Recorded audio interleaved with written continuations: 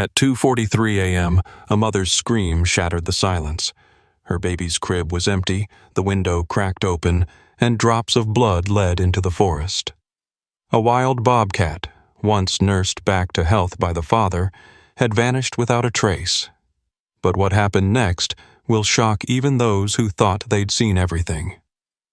But first, let's go back to the beginning. The living room that night was dim and hushed, lit only by the flickering tongues of firelight that danced across the knotty pine walls.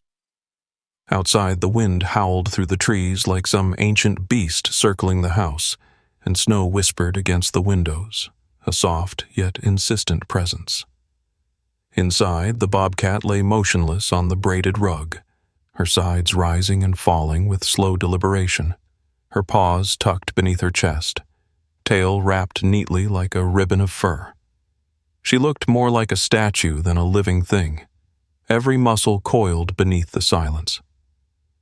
Josh sat nearby on the edge of the couch, elbows on knees, watching her with a kind of reverent awe. The camera that usually hung around his neck now lay forgotten on the end table. This moment, he knew instinctively, wasn't meant to be captured. It was meant to be witnessed. He noticed how her ears twitched at every creak in the floorboards, every shift of wood in the fire. Her eyes remained half-lidded but alert. Eyes that had stared into blizzards, into hunger, into death, and had not blinked. And yet, now they were here. Trusting, open. Upstairs, Jessica moved softly, pacing. She hadn't argued further after her initial burst of anger, but Josh had felt her gaze burning holes in his back as he spread the blanket near the hearth and coaxed the cat in. Now, as Eliza whimpered in her sleep, Jessica's footsteps paused at the top of the stairs. But she didn't descend. Josh was grateful. There was a fragile stillness in the room, like a truce declared in the eye of a storm, and he didn't want it broken. The bobcat shifted slightly, letting out a breath that could almost be mistaken for a sigh. Josh saw the raw patch beneath her ribs, where the fur had been torn by barbed wire or a trap. He'd cleaned it with saline, trembling as he touched her skin. She hadn't flinched, hadn't hissed, just endured, as if she knew. And now, here she was, soaking in warmth she'd likely never known, trusting a man she had every reason to fear. Something about it pierced him in a way he couldn't name. Not pity, not pride, something deeper. An understanding, maybe. A recognition. She was wild, yes, but she was also alone, just like he had been once. Before Eliza. Before all this. The fire popped, sending a spray of sparks up the chimney. The bobcat's ears flicked, but she didn't move. Josh leaned back slowly, heart heavy with something he couldn't define. He had let her in, just for the night. The nursery still smelled like baby powder and lavender oil. But that night it reeked of panic and something else. Something primal, metallic, sharp. Blood. Not enough to scream murder, but far too much for a family that had gone to bed whole. The mobile above the crib spun gently, as if mocking the silence that had followed Jessica's scream. Its tiny pastel moons and stars rotated in slow, soundless circles, casting faint shadows across the room. Josh stood in the doorway, cold sweat coating his skin like a second layer. His bare feet rooted to the floor, his breath jagged and useless in his lungs. Eliza's crib was overturned slightly, a corner tilted as if shoved in haste. The mattress had a shallow, dark smear near its edge. A single sock lay on the floor beside it, pink, ruffled, absurd in its innocence. He reached for it but pulled his hand back. His fingers were shaking too hard to trust. Jessica crouched against the wall, her face slick with tears, her mouth locked in a silent sob. She had screamed herself empty. Now, her grief had become a stillness so violent it felt louder than any noise. She stared at the blood like it had betrayed her. Her hands fluttered at her chest, clutched nothing, then dropped. Josh moved through the room like a ghost, barely noticing the cold air curling in through the cracked window. A line of claw marks dragged across the sill, each one gouged deep into the paint. He traced them with a fingertip, stunned. They weren't erratic. There was no chaos here, just precision, deliberate movement, a predator's exit. And yet, it didn't make sense. Not her. Not the way she'd looked at him. Trusted him. She had been hurt, yes, but never violent. Never vicious. She had lain by the fire like a sentinel, not a threat. How could she have taken Eliza? He felt the room tilt. No, he whispered. No, she wouldn't. She wouldn't.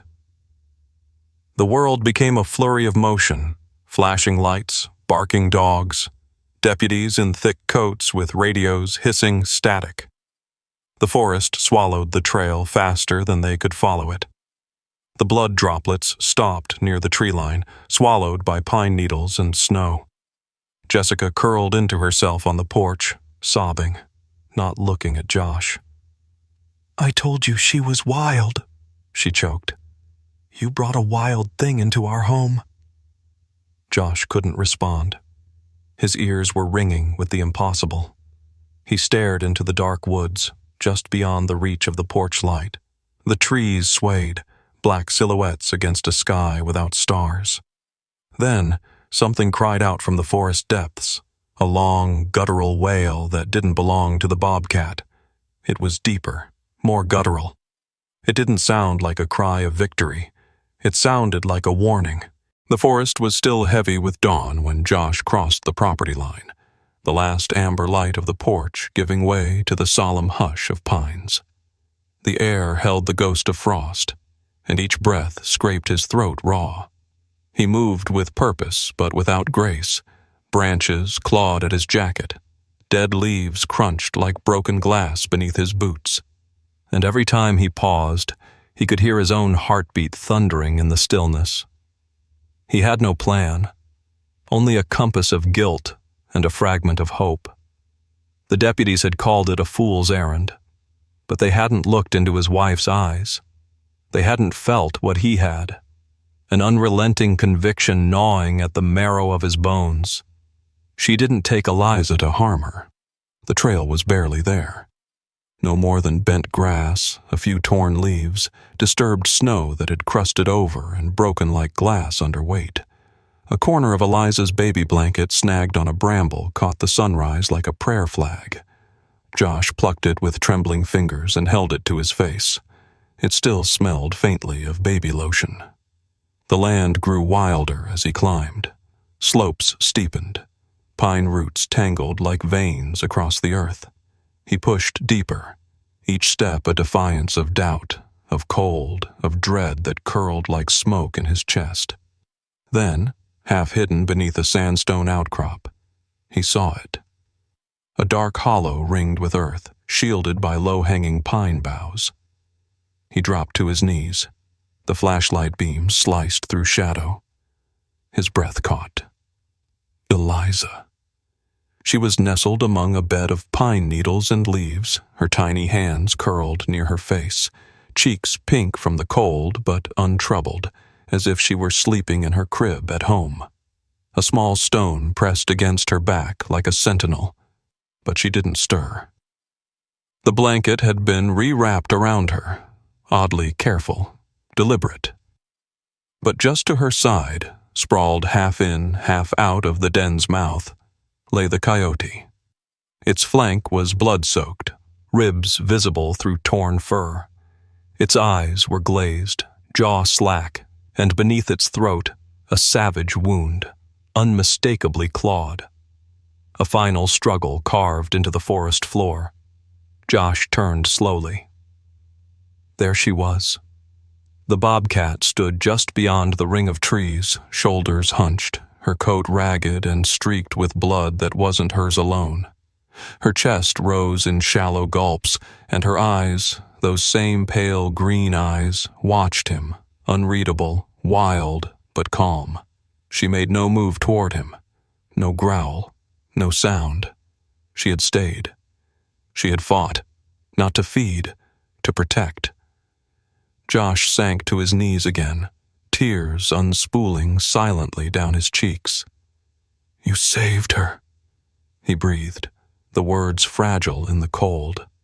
The bobcat blinked once. Then, without hesitation, she turned, limped into the trees, disappeared, and did not look back. They called her the Sentinel. Morning anchors spoke the name with reverence, like a myth come to life. Wildlife experts speculated on maternal instincts gone awry, evolutionary anomalies, even emotional projection. Online debates ignited. Videos rehashed the timeline.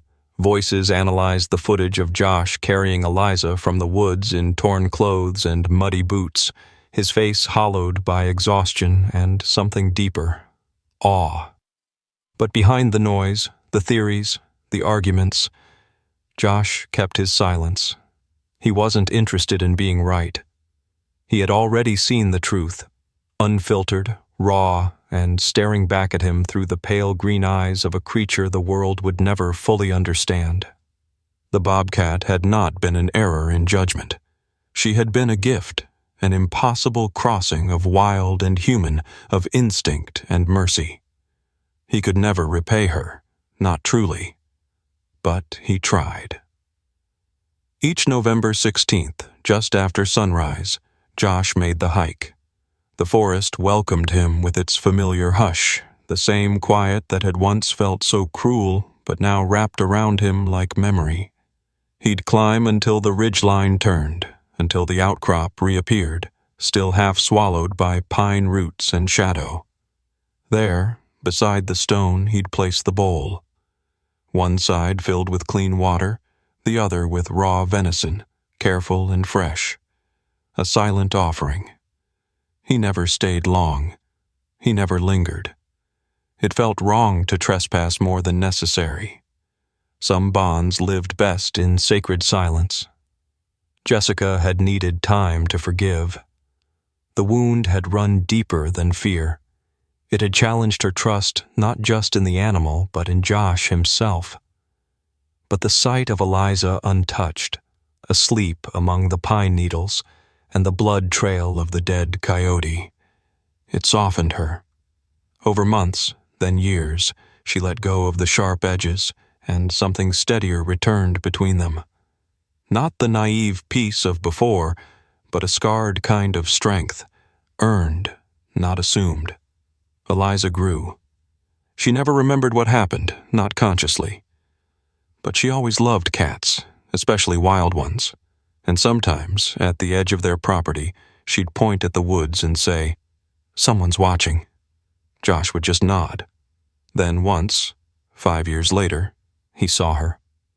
Not the bobcat herself, but what she'd left behind.